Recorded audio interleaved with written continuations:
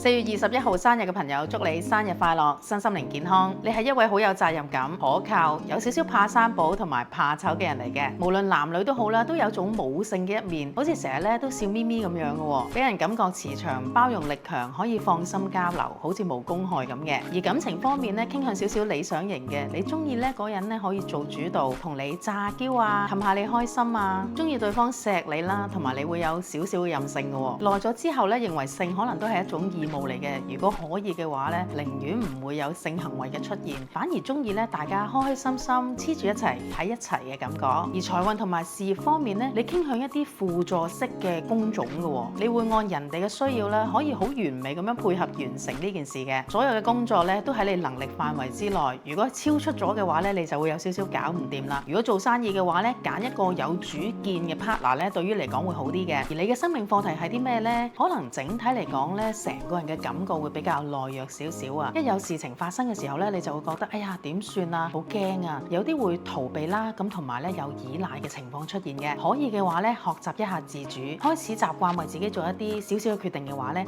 你成個人咧都會實在啲，咁同埋咧個安全感咧都會多返啲㗎。